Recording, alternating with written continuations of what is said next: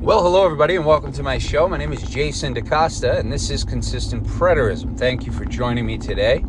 Hope everybody's doing well out there. Today we're going to be taking a look at another question that was submitted from a listener back when I put out that little message to send in your questions. And this question is pretty interesting and I think it's good and it's worthy of mentioning. It comes from Josh Dalton and I've definitely communicated with Josh in the past here and there, and I think we've even exchanged some emails. It's been a while, too much going on, but he says this: "Hello, Jason. With many things that separate people and put them in category boxes, do you think I.O. is a key ingredient to help bridge those boxes and create greater peace for humanity? I.e., Catholicism and Greek Orthodox are huge hitters for dividing countries and peoples. Just hoping to hear your take on this, as it has to do with a greater question people ask when they come to the understanding of the Bible being a fulfilled closed history book. What does this mean for us today?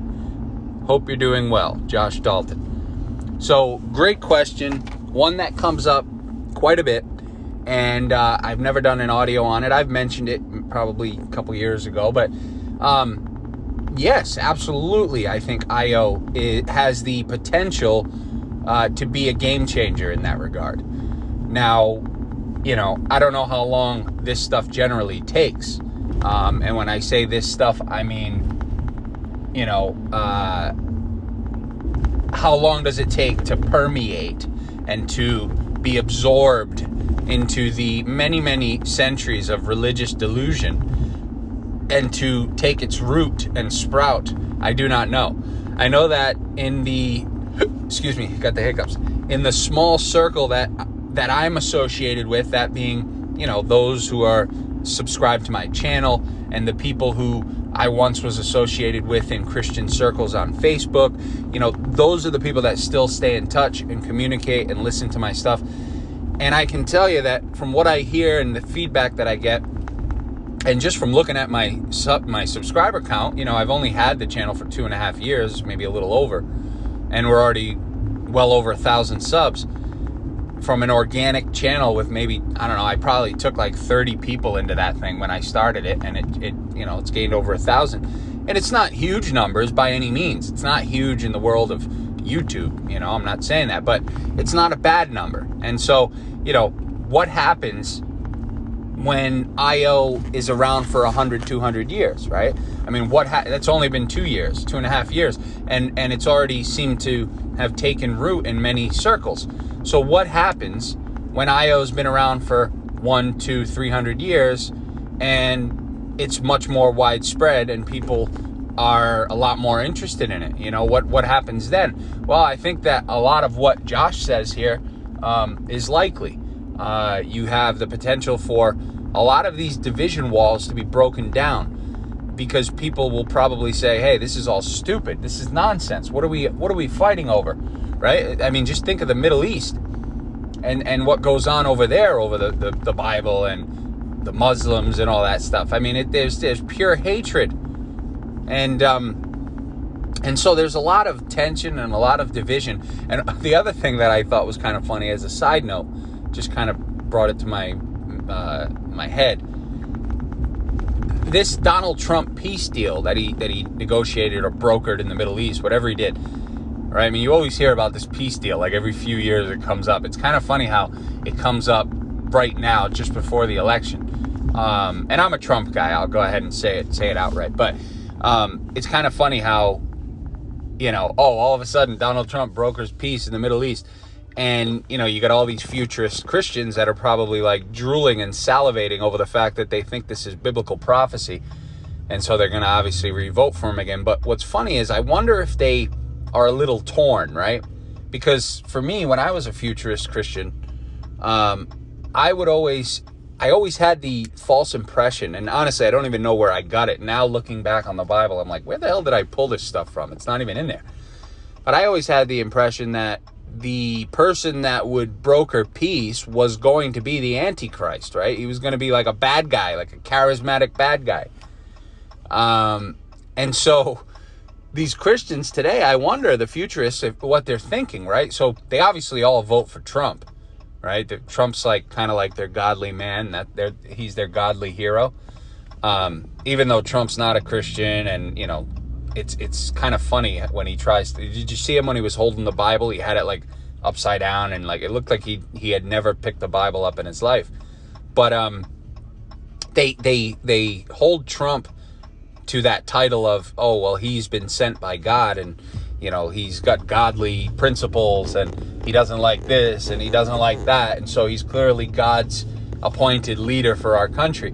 But then all of a sudden he brokers a peace deal in the Middle East, and if you're a flaming futurist dispensationalist Christian, then you're thinking to yourself, oh no, the Antichrist is supposed to be this peace guy, this charismatic leader who ushers in peace, right? So it's like that meme where you have the guy sweating bullets, and he's got two buttons in front of him, and he doesn't know which one to push.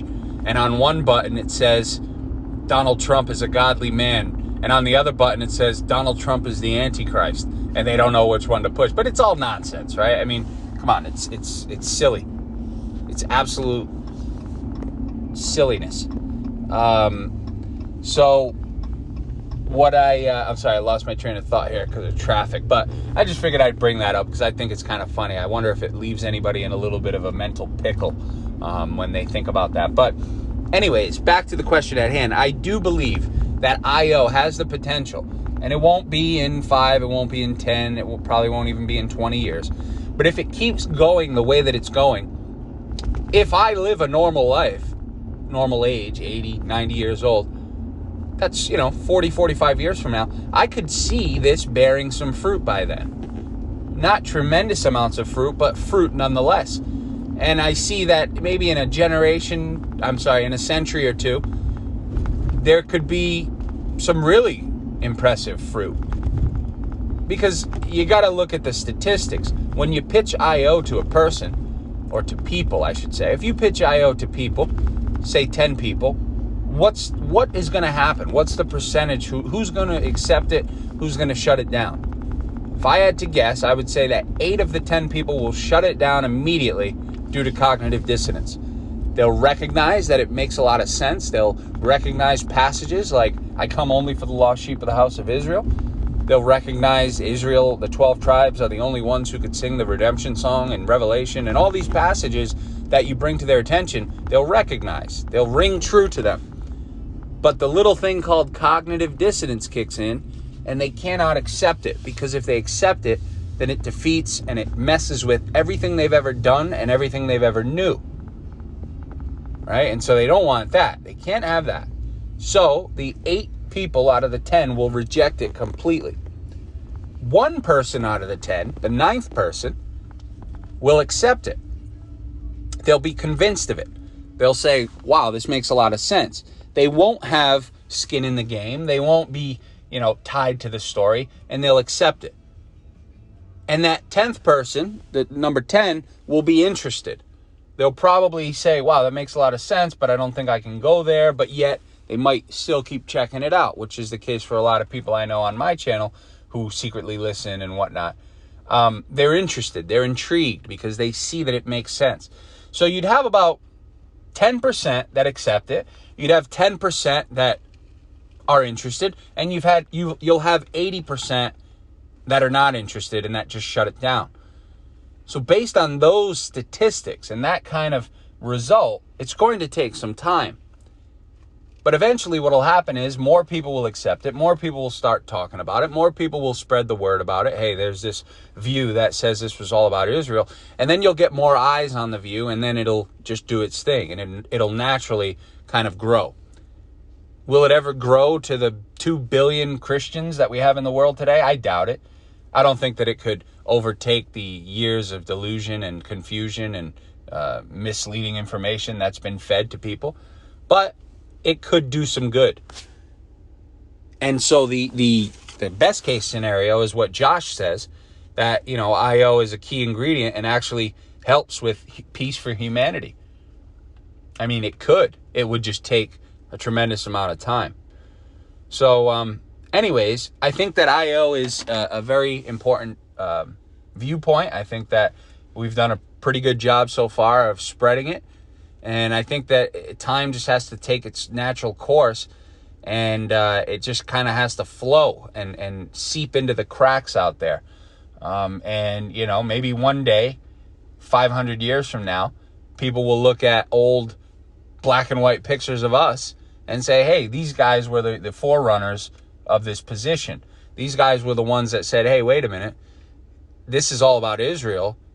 Add to that, this ended at the fall of Jerusalem.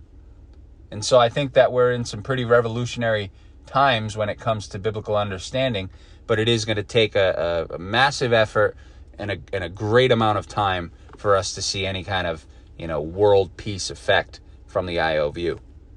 Anyways, that's all I got, folks. I hope you enjoyed it. I hope you all have a great day. Don't forget to give the video a like-a-rooski. And if you don't like it, don't forget to take a hike-a-rooski. Take care, everybody. Bye-bye.